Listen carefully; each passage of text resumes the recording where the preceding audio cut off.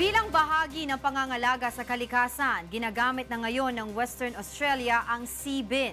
Ito ay isang aparato na humihigop ng basura na palutang-lutang sa dagat.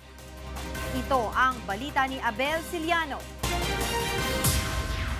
Madalas madismaya ang magkaibigang surfer na sina Pete Siglenski at Andrew Thornton sa mga basurang nakikita nila sa dagat kaya naimbento nila ang sea bin.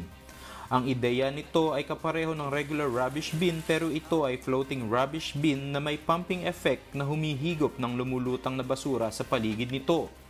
Sa kasalukuyan, mahigit 435 sea bins na ang ginagamit sa pagkolekta ng basura sa mga pier, marina at yacht clubs sa buong mundo. Dito sa Western Australia, ang kauna-unahang sea bin ay nailunsad noong katapusan ng Enero ngayong taon sa Port Coogee Marina sa lungsod ng Cockburn, na matatagpuan 15 to 20 kilometers south of Perth City. Ayon kay Samantha Standish, Port Coogee Marina Manager, magiging kapaki-pakinabang ang sea bin for third world countries.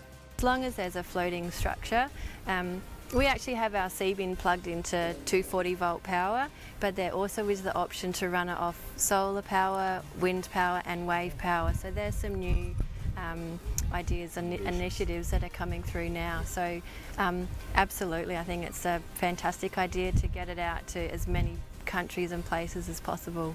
Ayon naman kay Nikki Ledger, Waste Education Officer sa City of Cockburn, personal responsibility ang mabisang paraan upang maiwasan ang polusyon sa karagatan. So it's really just about everybody taking that personal responsibility and making sure that they take home any litter that they have or put it in a bin.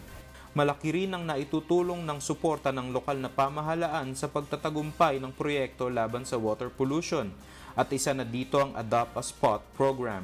Mahigpit na ding ipinatutupad ang single-use plastic bag ban sa buong estado. Ang ikalawang sea bin sa estado ay na-install na din sa Mindarie Marina noong nakaraang linggo. Ikinatutuwa naman ni Samantha ang nagiging mabilis na pagtanggap sa sea bin ng iba't ibang marina. Other marinas that are also interested in installing the sea bin, so that's really fantastic. Bukod sa mga local initiatives gaya ng pag-i-install ng sea bin dito sa Port Coogee Marina, ay kinakailangan din naman ang malaking tulong at kooperasyon ng mga mamamayan pagdating sa disiplina upang mapanatiling malinis ang karagatan. Abel Ciliano, UNTV News and Rescue, Perth, Australia.